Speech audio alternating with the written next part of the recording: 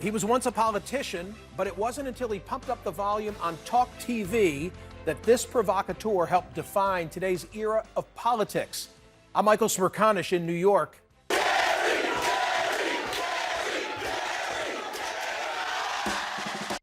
For nearly 3 decades, that was the chant heard over the course of more than 4,000 episodes. Controversial, unapologetically brash, rowdy, all words used in the headlines today covering the news of Jerry Springer's passing. My favorite, from the BBC, era defining. He truly did usher in an era of television that no one in the world had ever seen before, and I argue set the stage for today's political landscape. Springer was 79. His family says that he died peacefully today at his home in suburban Chicago after a brief illness. Reports are that he had cancer. The son of Holocaust refugees, he became a global sensation as a tabloid TV host. But before that, he was the mayor of Cincinnati. He was an actor. He was a lawyer. He was a news anchor. And then there was this.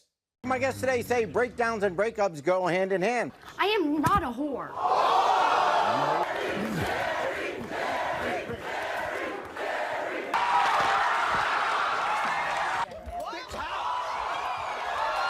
His long-running syndicated show revolved around divorced couples screaming at each other, physical confrontations, cheating spouses, open racists, chairs flying across the room.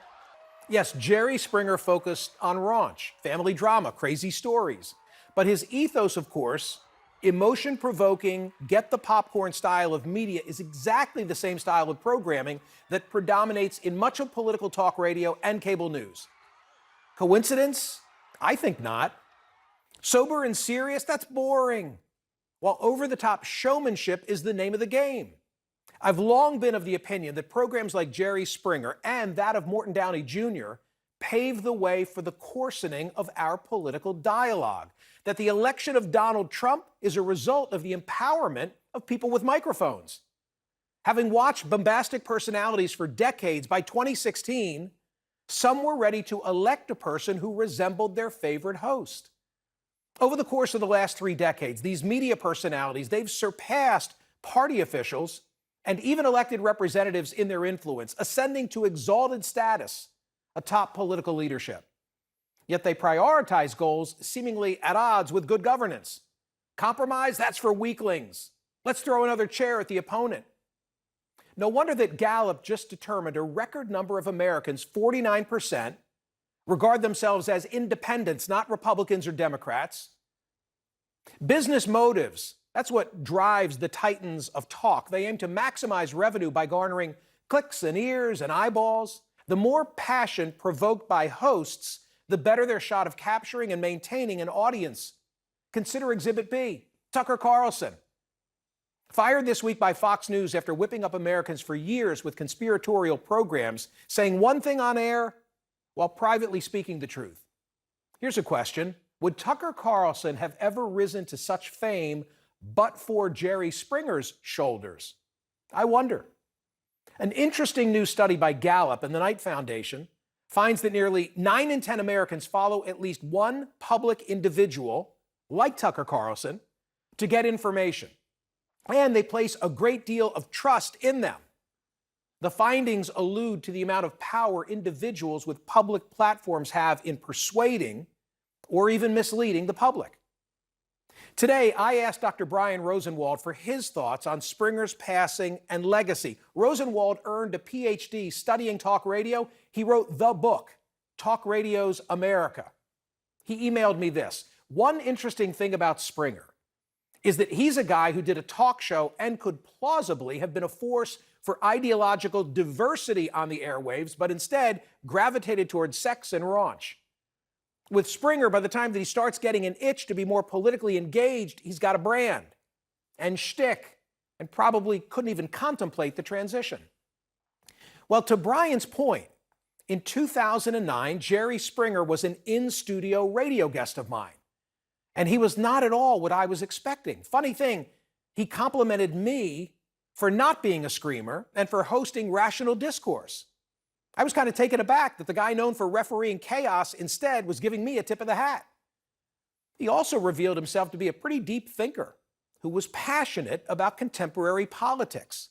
He discouraged my audience from watching his show, which he described as stupid. But he totally contested my theory, the theory that I've just laid out for you tonight, that today's political scene was worsened by his style of TV. Instead, he told me things have always been like this. There's just more coverage. Watch any athletic event. You know, the baseball brawls, for example, have been going on forever. You know, people have been cursing forever. We have to be real about it. I'm not excusing. I'm not saying it's a nice thing to do. You teach your children not to do that. But to suggest that all of a sudden people are using language they never used before just isn't true. It's not new. It's just that right now everything gets covered. Magnified. Live, yeah. He revealed himself to me to be a nuanced individual. In today's political discourse, there seems to be no room for nuance. And that's what I'm most going to remember about Jerry Springer. You know, at the end of every wild Jerry Springer show, he uttered this piece of advice to his viewers. Till next time, take care of yourself and each other. Take care of yourself and each other. Take care of yourself and others, despite everything that just happened in the previous 59 minutes. And Jerry's closing message, well, that's a good place to start tonight. Let's explore the impact that Jerry Springer and other public individuals like him have had on American culture and discourse. Mohammed Yunus is editor-in-chief at Gallup, which, as we mentioned, has compiled data on who Americans are listening to and why. Mohammed, why are we turning away from institutions and toward individuals? Fascinatingly, Michael, the work we did with Knight Foundation actually gets right to that point you made at the end. The number one reason why 9 in 10 Americans are now following public individuals, and these are celebrities, journalists, TV show hosts like you here tonight, Michael, the number one reason is they trust them, they like them, but more importantly, they're getting a perspective that they feel they can't get from traditional news sources. And in an interesting and twisted way, that really ties into exactly what you were talking about with Jerry Springer. Tucker Carlson and Rachel Maddow, when we ask Americans in this study, who are those? Who is that one person you follow? Tucker Carlson's at the top with 113 mentions. Rachel Maddow is at the right under him with 107, but collectively, they only represent 6% of people in the study. Over 900 people were mentioned. I'll mention that the top 20 names mentioned only contained 2 female voices. But Americans are now following a more dispersed list of public individuals than they ever have before. So what are the ramifications or implications if we're not following institutions? What are we losing, if anything? What's fascinating, Michael, is a lot of our discourse has really missed the mark. When we ask people where they follow these public individuals, the traditional platforms actually beat the non-traditional platforms like social media. So they are coming to CNN to listen to Michael Smerconish and get his perspective, but they're also listening to a lot of other people that traditionally aren't associated with that news, traditional broadcast or newspapers.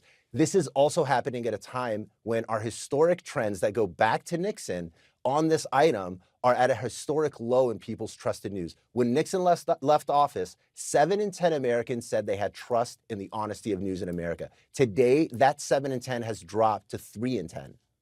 It's a fascinating study. Mohammed, thanks so much for being here. Thanks for having me.